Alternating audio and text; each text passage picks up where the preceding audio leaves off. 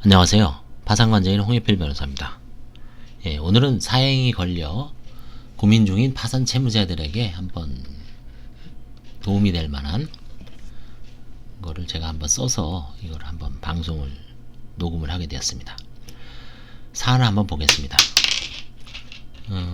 관제인이 조사를 하는데 지방세 세목별 과세증명서에 최근 2-3년간 서울에서 채무자가 보유하고 있던 주택 빌라 세 채에 대한 취등록세 납부 내역이 있어 매각 여부 및 자금 사용 내역을 밝히라고 파산 채무자에게 선고 기일날 언급하였습니다. 제가 이제 파산 선고 기일 전에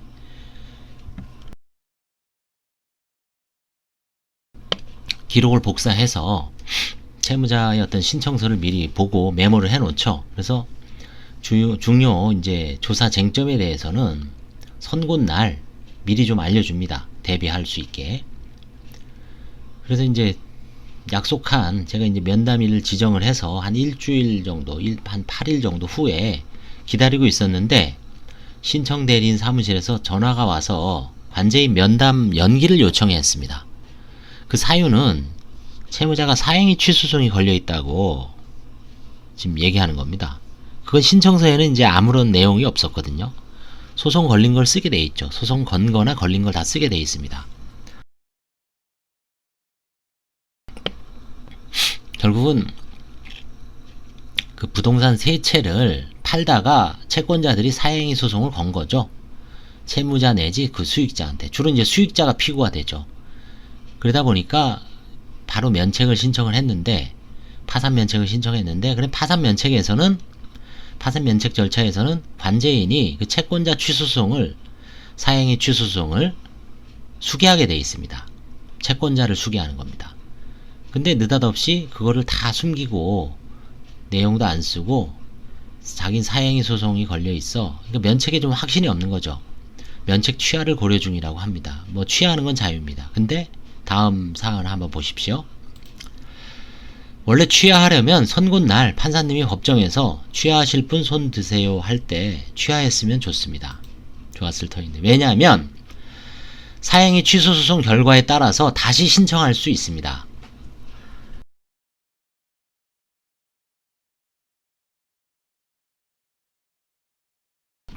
만약 소송에서 수익자가, 그러니까 그 부동산을 처분한 거나 아니면 뭐 근저당을 설정해준 수익자가 이기면 면책 불허가 사유는 없죠. 해소되는 것이므로 파산 면책 신청에 이제 자신감이 생겨서 다시 신청할 수 있죠.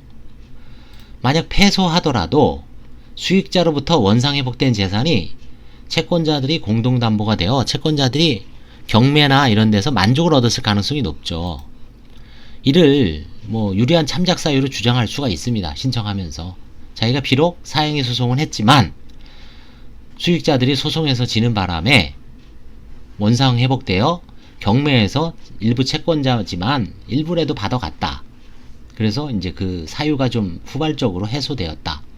정상 참작을 해달라. 면책 불허가 사유는 아니다. 면책 불허가 사유가 있더라도 재량 면책 사유에 해당될 수 있죠.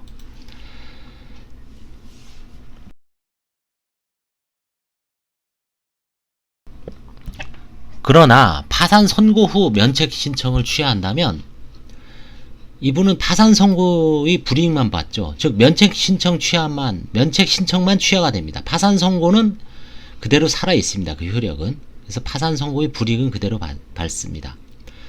그 다음에 사행위 소송에서도 그대로 시달리죠. 그 다음에 이제 가장 중요한 문제는 뭐냐면 제도의 파산에 걸려 다시 신청을 할 수가 없게 됩니다. 원칙적으로.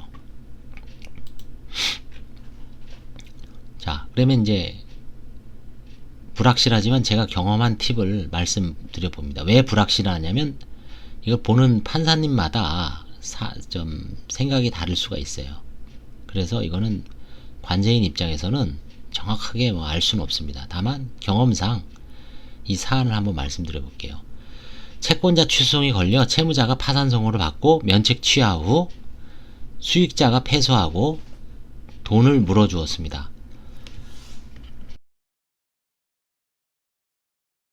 즉 그 사안에서는 조카에게 자기가 가진 아파트를 허위로 은닉 매도한 사안입니다. 그래서 이제 채권자들이 벌떼처럼 일어나서 5명인가 6명이 사행위 소송을 걸어왔습니다.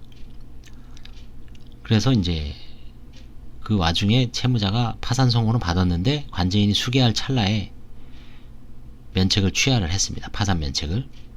그 다음 파산 선고도 그냥 폐지가 됐습니다. 그리고 나서 이제 조카가 변호사를 선임을 해서 사실상 이제 채무자가 선임한 거죠.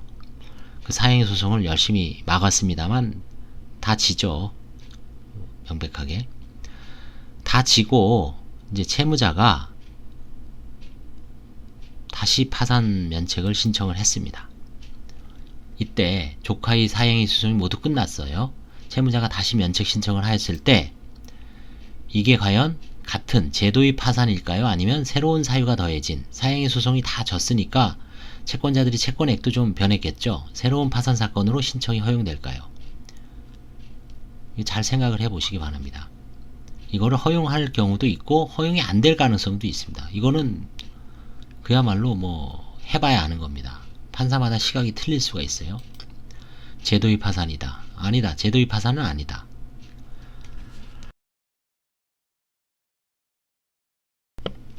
이 사안에서는 제도의 파산이 판사님이 아니라고 본 것 같아요. 그래서 허용을 했습니다.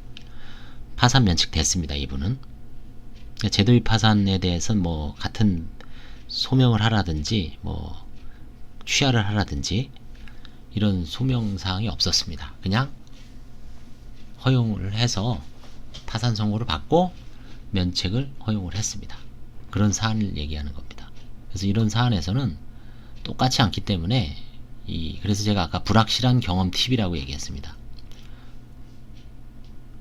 그래서 비슷한 사안에서는 대부분 아마 제가 보기에는 파산 면책을 허용을 할 것 같은데 또 모르겠습니다. 확실치는 않습니다. 그래서 이런 경험을 말씀드려서 제가 방송을 하는 거니까 이 방송을 듣고 사행위 소송 관련자분들은 무조건 취하를 하는 게 아니라 잘 협조를 해서 사행위 소송을 채권자가 관제인이 수개를 하고 뭐 승패에 따라서 잘 뭐 면책을 받을 가능성이 얼마든지 있기 때문에 취하하는 것보다는 그대로 파산 면책 절차를 진행하는 게 훨씬 낫습니다.